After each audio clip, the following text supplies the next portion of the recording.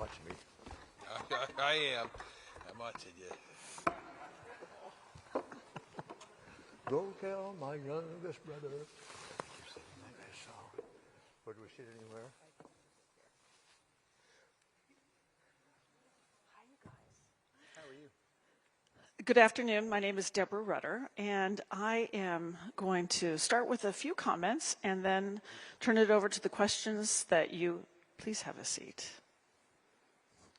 have submitted in advance, and then we'll have time for you to ask questions in the moment as well.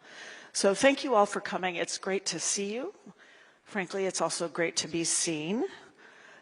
We have taken the liberty of taking off our masks, but we here at the Kennedy Center are following the strictest protocols. So we've all been vaccinated. We've all been tested. I think we've all been tested every single day. All of the artists are being tested. All the people around are being tested, even though most everybody has been vaccinated as well. So we are feeling really great and really positive. This has been a tough year for all of us. I hardly need to make a statement about that, but we are absolutely thrilled that we've been able to go forward with these 43rd honors. And I can't tell you what a pleasure it has been for me, not just to make the first phone call to invite them to be a part of this class, but then to spend time with them. Most of them I either have known or been a long admirer or have worked closely with over quite a number of years. So these are very, very special days for us here at the Kennedy Center and for me personally. We chose to invite you to this space and in this way because in a few short hours we will be having our own version of the annual medallion ceremony. That ceremony usually takes place at the State Department. But as we were getting close to the final details of thinking we might be able to be at the State Department, it became clear that at that time, the administration was not holding events, and they still are not holding events. So here we are in not the Benjamin Franklin room, but I ask you, is there a more beautiful setting for anything like this? So we're absolutely thrilled, and I am thrilled to be on this stage. Now, I promise I will not be dressed in street clothes for the medallion ceremony, but we invited them to be beautiful and handsome in this way for you all. This is not a new setup, I will say, though. For some of you in the media and some of our guests, I know you have been here, but this was created last fall, and so we've had maybe up to a dozen or more performances in this way, on this stage, looking out into the theater. So we will remember this bleak year in the few moments of joy that we've been able to have sitting on stage in the Opera House, looking out into the audience. The format for this year has changed pretty dramatically as well. So last night we had a magnificent performance recognizing each of our honorees in the concert hall with the members of the National Symphony Orchestra participating. And then we will have our medallion ceremony tonight. And then on Saturday, we will have another performance on the Reach Plaza, celebrating, again, all of our honorees. We've had a really exciting week where we have been filming tributes all over the campus. And I mean all over the campus. We're thrilled to be able to show the beauty of Washington, D.C. and the Kennedy Center and all of its facilities and the venues that will be a part of the broadcast on June 6th. I will stop now. You didn't come here to talk to me. You always get to talk to me in any case, and I'll move to questions. I'm going to move to the side so that you can actually see and hear from the artists themselves. We're going to start with, these are all questions. Maybe the first one was ours, but we'd like to hear from each of the artists on this topic. So what does this moment mean to you, particularly as we emerge from the past year and can finally experience the live performing arts again? So, Debbie, would you like to start? Sure. This moment is an incredible achievement for me and my entire family and my entire community, all the people that have been involved in my life, the people that have supported me, the people that got in my way, made me stronger. This is the highest achievement I do believe an artist can receive. I've been involved with all the awards, the Emmys, the NAACP Image, the Grammy, the Tony, the Oscars. But this award, which is really for one's body of work, is so impactful, and I have to say humbling for me, who has worked here for decades at the Kennedy Center. Very humbling, and it is an acknowledgement of my work, but also a level of respect that is so appreciated. And I think also in this moment, after the last 4 years, it is taking a breath again and breathing life back into why the performing arts are so vital in our lives and in our children's lives.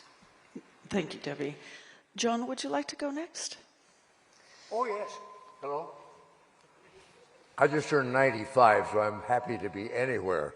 Because if I known I was going to live this long, I would have taken better care of myself. I have no idea why I'm here, but I can't be more thrilled. You know, I don't think anybody goes into entertainment to win an award, exactly.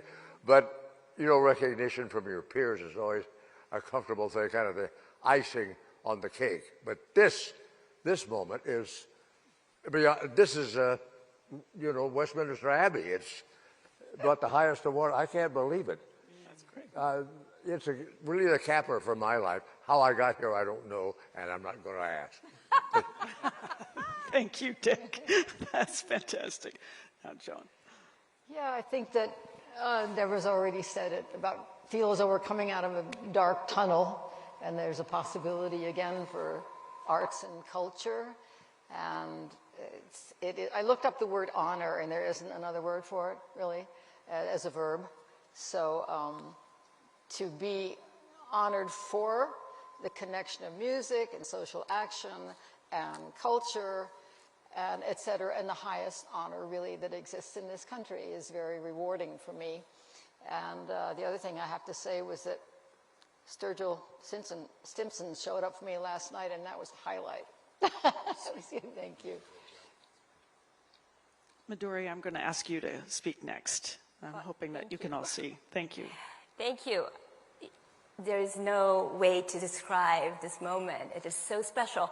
And of course, I'm greatly humbled, but I'm thrilled 43 times over, as this is the 43rd time that you're actually having these events. And I remember as a child having been a part of the tribute team with one of my mentors, Pinchas Zuckerman, coming to Washington, D.C.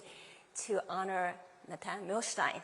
And that was so exciting back then, but being here today on this occasion is extremely special. And I would say that, as it has been said so many times already in the past few days, that coming out of this very dark times of the pandemic, to be able to see the arts coming back into our lives again, live, in person, it is especially something that I'm each time very moved by. I feel very much that this occasion being honored is also an encouragement for me, as well as a motivation for me to be able to continue to connect with others, to collaborate, to create, and to go and participate in creating the new normal and the new future. So I'm greatly, greatly honored to be here tonight. So Garth, not last, not least, it's Garth Brooks. What are you thinking? What are you feeling? I have to say that an award is only as good as the names that are on it. That's it. And when you walk in that door and you see the list of names, and then you sit in this group and get to be a part of this, pretty cool. You know, and for the first time in my life, I don't mind being the weak link in the chain. I'm in the chain. That's this is a cool thing, and just feel very, very lucky to be among people that look at life this way. instead of an ending award, like I'm going, wow, this is pretty cool to be here, you're saying it's going to encourage you to do even more. It's a beautiful way to look at it, man. So I think just getting to be among this level of character is good for me. I feel very lucky. Beautiful. So one of the submitted questions I'm going to use as a follow-up to you, Garth, so that's why I used you at last. Okay. If you were using this moment as inspiration for a song, what do you think the title would be? Ooh. All the good things. No, I do. I mean, I'm looking at character and discipline here. You can't see this woman without looking at courage. Cool is a passing thing. You can't be cool decade after decade after decade. You're cool, always. It kills me. And then I think timeless is the word you would use for Dick Van Dyke. I mean, I was telling him yesterday, if he shaved the beard, he'd look exactly like he did when I was a kid. It's like, and then, you know, him doing, they said, hey, look, he's going up the stairs. Take a look after him. He scared me to death, and he did that on purpose right there, you know? This is the last guy that needs anybody looking out after him.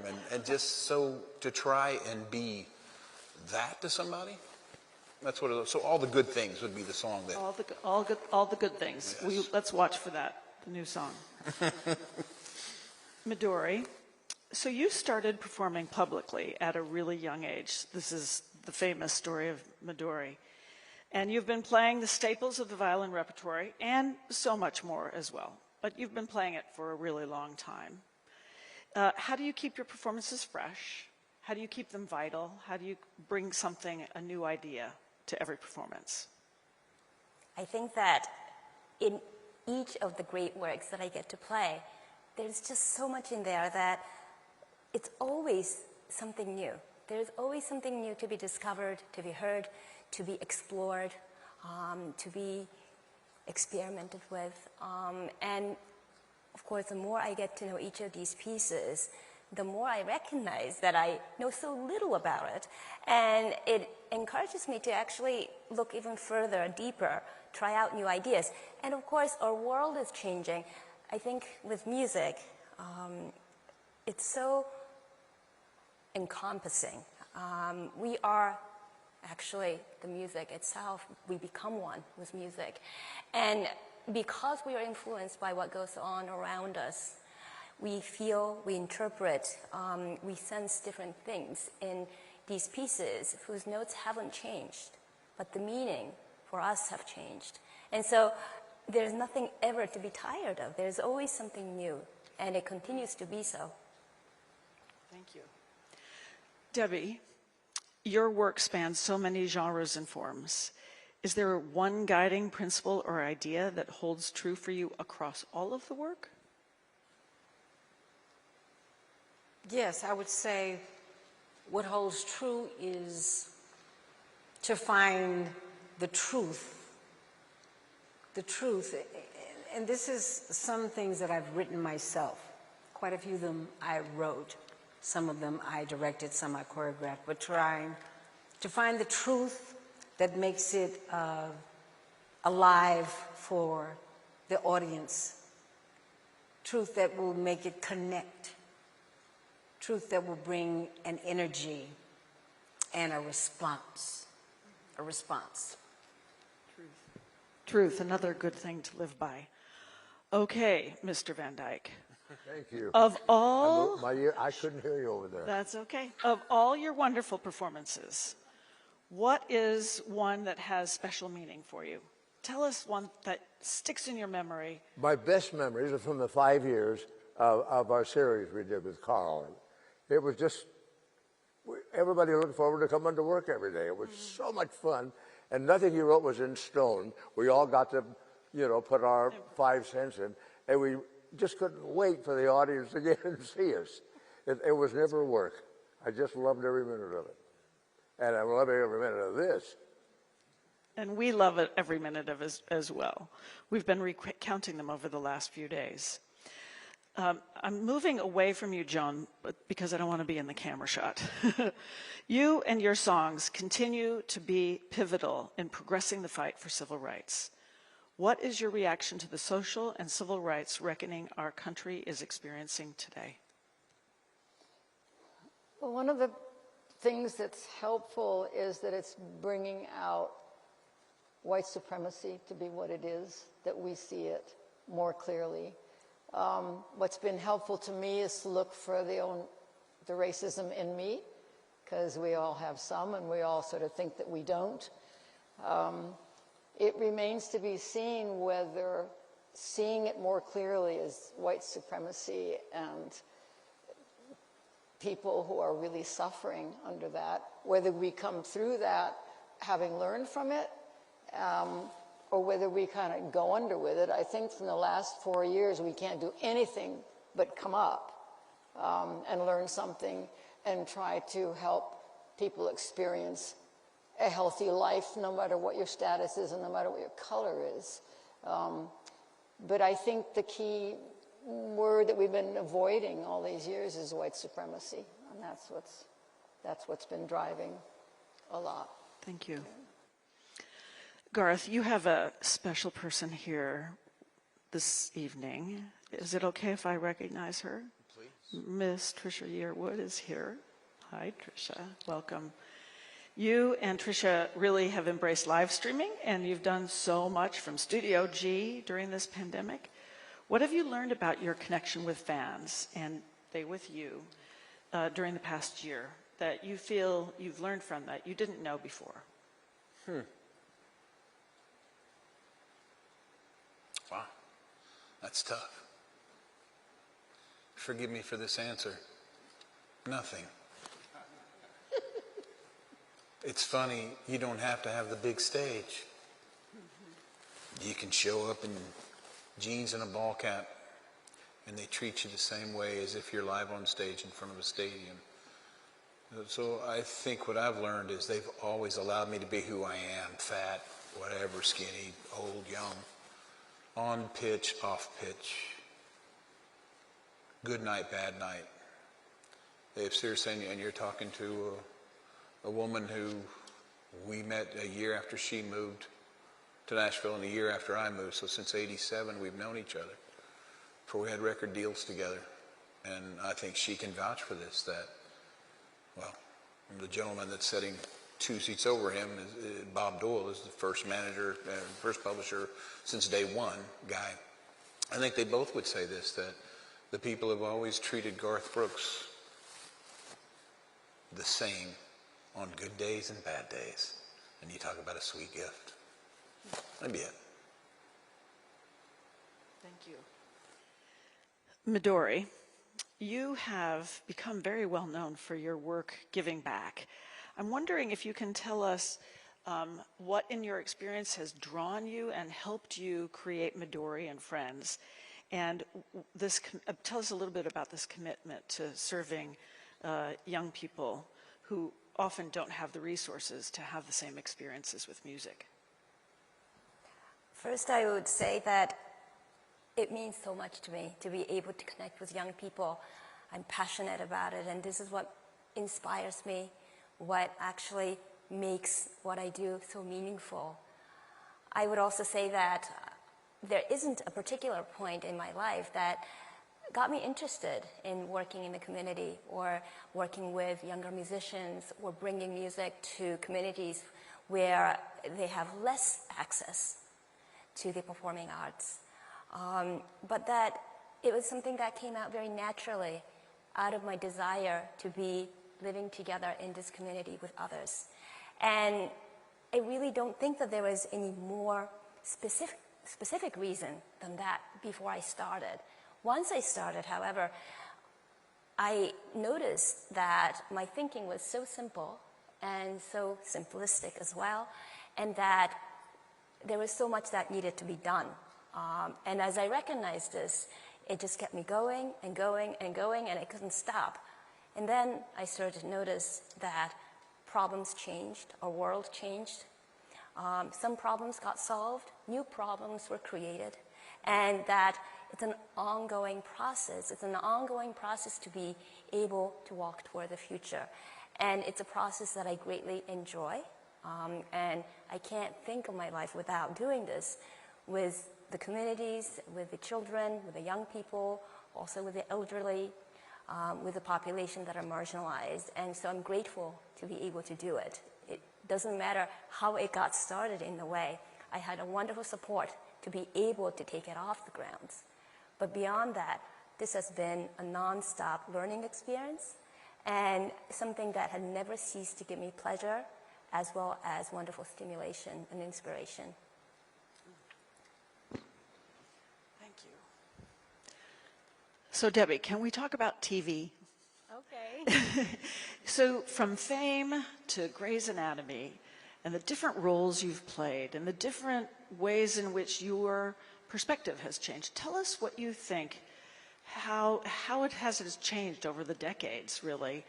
The genre, what is TV, what does it mean in our life today? Oh, television has expanded, first of all the networks. There was a day when it was ABC, CBS, and NBC, and then it was CNN, then it was Fox, and now there's CW, there's streaming, Disney Plus. I mean, there's so many different venues that stream, or, you know, so many different ways you can go. But also, television has opened up in its diversity in a very inclusive way that was not quite so. I mean, I grew up watching television as a kid. I only saw Julia. I saw, you know, Diane Carroll, and I saw not much else.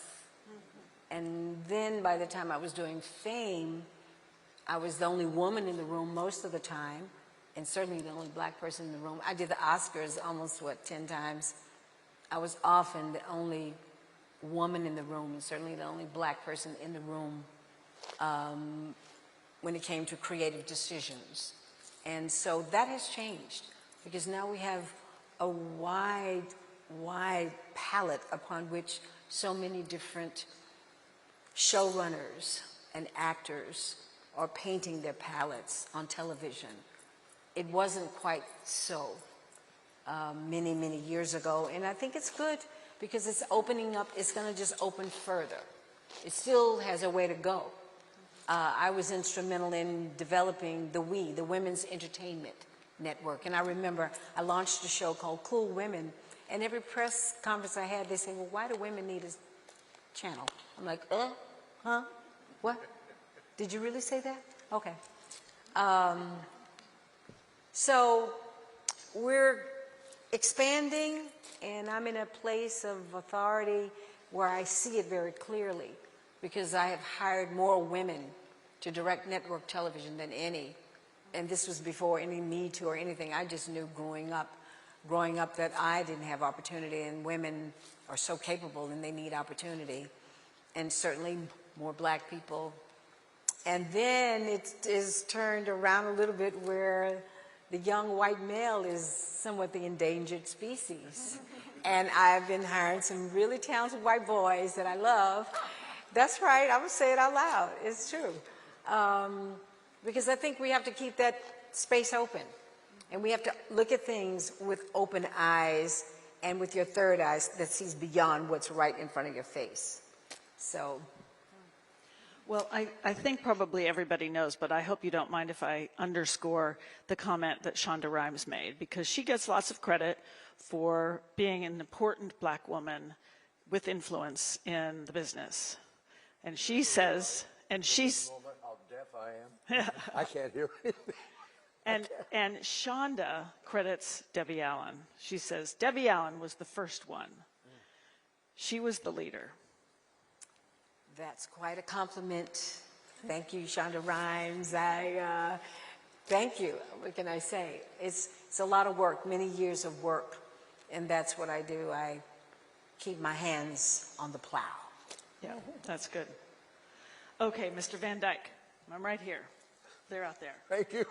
So, you told us that you loved the show, your show, the Dick Van Dyke Show. Oh, yeah.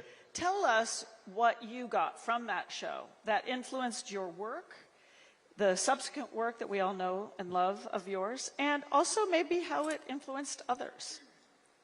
I don't know if I influenced anybody or not, but Carl had a good idea in the beginning. He said, I don't want to hear anything about the news of the day or any slang from the day because the show won't, you know, and by guys, it worked. And even the clothes are almost back in style now. That's true. But Carl, he said, I want everything to be believable. I don't care how crazy it gets, as long as it could possibly happen. So that's what we always did. When we wanted to get nuts, we did a dream sequence. And we just lost them a few months ago, and it left a hole. Yeah. Joan, how do you believe, protest music has evolved? If so, how? And who are the artists and how are they using this work, carrying this forward? Well, I think the backdrop to that is important, which is the 10-year period during which time there was this explosion of talent and people who were willing to get involved in good trouble. And what was happening politically and all around us also helped move us together. And then another phenomenon was the fact that many people like myself happened upon the folk scene when we did, and it was counterculture at that point. You know all the names, the Joni Mitchells and the Dylans and eventually the Beatles and the Rolling Stones were kind of a counterculture, but then it came up to being the culture. And then the grandparents and the kids and everybody heard it and was exposed to it. And so now we're looking for that to happen again. Mm-hmm. And I don't think that will happen again. I do think there are many writers out there writing meaningful songs. I think they have a difficulty finding a platform. I mean, what is a platform today? And so I would encourage young songwriters to be willing to take a risk and to move into the good trouble. And if somebody says why, I would say if you don't do that, you're missing all the fun. Good. So I have a few more questions here, but I thought I would, before we take up too much more time, that I would open it up to members of the press if you have questions here. Yes. Oh, here comes the microphone.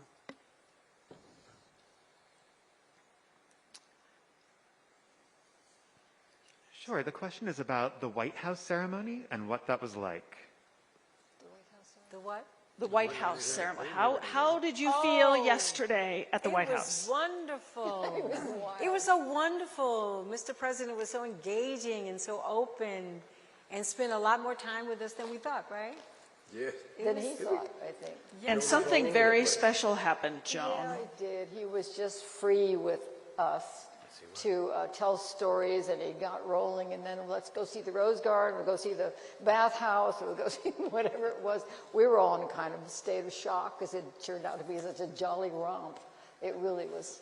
And did you do anything in the Oval Office? Sorry? Did you do anything in the Oval Office? Yeah, I did. I sang, ain't gonna let nobody turn me around, turn me around. Turn me around, ain't gonna let nobody turn me around. Keep on walking, keep on talking, keep on singing, keep on swinging. Gonna build a brand new world. Yes.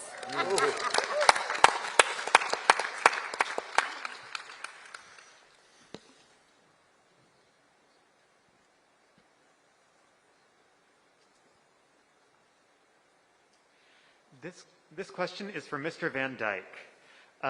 You've had a spectacular career. What are you planning on doing for an encore? I didn't get it. I'm sorry. What are you planning to do for an encore? You've had a spectacular career. What are you doing for an encore? I think the next thing's knighthood. You can't beat this.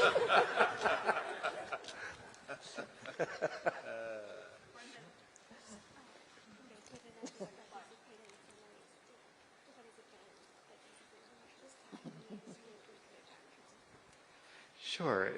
Given that this is such an unusual time and an unusual week, How has this been for you going through this in such a different way? For anybody in particular? For anybody, yes. Well, I don't know if everyone knows how different it is since it's the first time that they're honorees. I might know because I've been involved, and the biggest difference is the massive crowds, the massive parties where we're all tight together. But there's another aspect of it that is more personal because it's more one-on-one. I mean, we're spending probably more time together than most honorees ever did because we're always together. I don't know. I think that's been, I don't know what it was like before, but that's been the cohesive and lovely part for me about this group. Yeah, we've been hanging out. Yeah, I mean, you performed here before plenty of times for the honorees. So remember, everything that is a blessing is a curse, and everything that is a curse is a blessing. Maybe the curse is that we're all separated without the crowds, but the blessing has been the level of sincerity. But I mean, as a performer, for a lot of these people, you see them being dragged around a lot from here to there. We've got to move at our own pace. We've got to enjoy our own people to where well, I can speak for me. I leave here as a fan of these people more than as a fellow honoree, actually, because, like you said, you've got to know them. You've got to know the people that they're with, too. That's the fun part.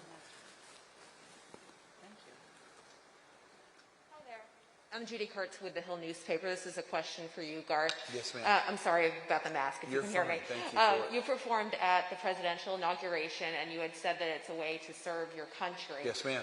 Do you expect to serve your country in other ways with the Biden administration? A lot of celebrities have been teaming up with the administration to promote COVID vaccines and in other ways. Yeah, I mean, the truth is this. So politically, I stand with this. I believe in love. That's it. And I believe for the best person for the job, whatever that person is. And love is going to be a big thing to get my vote. So my thing is, if you ask, I'll be happy to serve this country. I don't get to do it in the honor that my father did as a former Marine, as my brothers did in the Air Force and in the Army. So this is my way to contribute. And if the call is, we're all kind of sending love. We're all kind of finding a way to, for me, there's a gap right now. We got to build that bridge. We got to. And the only way you're going to build a bridge is open these, probably shut this a little bit, you know, and try and figure that out. Because I had a buddy, sorry, I know you didn't want this long-winded answer. We had a buddy that just got her citizenship, and we'd known her forever, didn't know she was a citizen. She got her citizenship. And so they ask you to come with them when they get their citizenship. And you're crying like a baby the whole time because there's things you totally forgot and taken for granted as a citizen. But when they do the Pledge of Allegiance, one word stands out. It's indivisible. Right now we're divided. Right now we need to fix that. So if my service is somehow getting to help that, because it's going to take every one of us, count me in.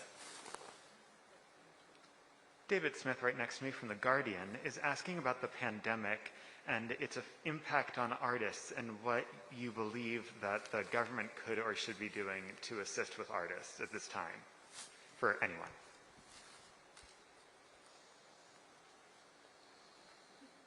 Is this everyone? Yes, this is for anyone. Well, I think that they're working really hard to subsidize people in general. And the art world has suffered tremendously, especially the performing arts and visual arts, because museums have been closed, the venues have been closed, musicians have been out of work, dancers out of work, actors out of work, directors out of work, stagehands out of work, wardrobe people out of work. So when you say the artists, you have to look at a big, you're looking at a wide picture.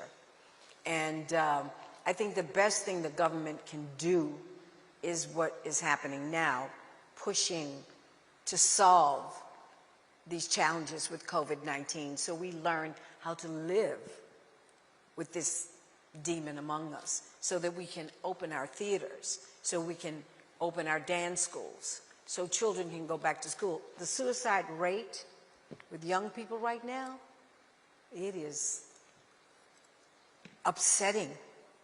And the isolation has been just awful, worse than what people talk about. I know we talk about certain things, but that, and so whatever the government can do, which I think they are trying to do, is reopen so people will feel comfortable getting vaccinated, so we can all come to the Kennedy Center, so we can all go to school.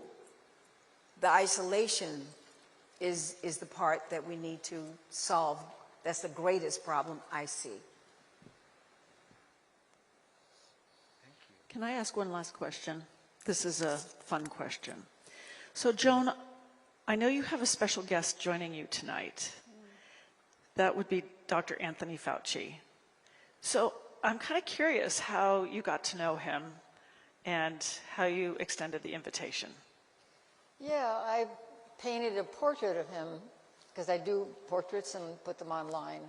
And he saw it through a friend of mine, and we talked on the phone. It was a mutual fanship. I wanted to tell him how, you know, great everything he was doing, and he wanted to tell me about the 60s and the 70s, so et cetera.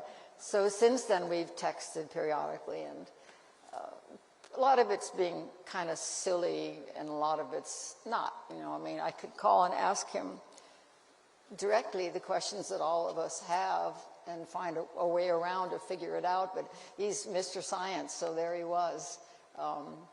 And for this evening, I just texted and said, would you like to come to the black tie event at the Kennedy Honors? And he responded and said, I would love to. There's one little glitch. Will you call me in an hour? So I called him. And before he could say what the glitch was, I said, Tony, you're not going to tell me that the sexiest man in the world doesn't have a tuxedo, are you? He said, no, I have a tuxedo. So. Well, I can tell the story, which is that he wanted to know what the safety protocols were, and we were able, the safety protocols, what are the safety protocols, how many people will be there? And of course, that was several weeks ago, and now we're in a totally new world, of course, anyway. Well, thank you all very much. Thank you to the honorees. This is something new and different, and you can give us the feedback about how it was for you. And thank you all for your care, your concern, and for your goodwill.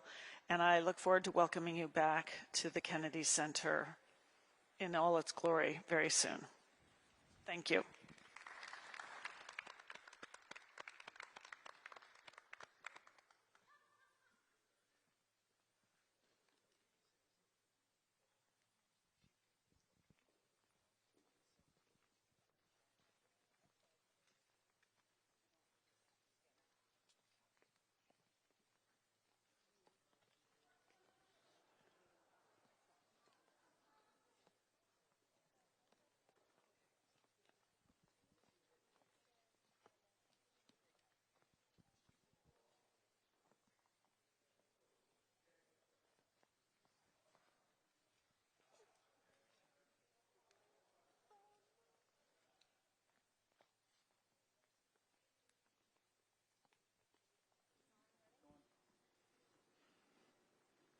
Ladies and gentlemen, thank you for joining us. We ask that you do exit the way you came in, back and to your left. Thank you.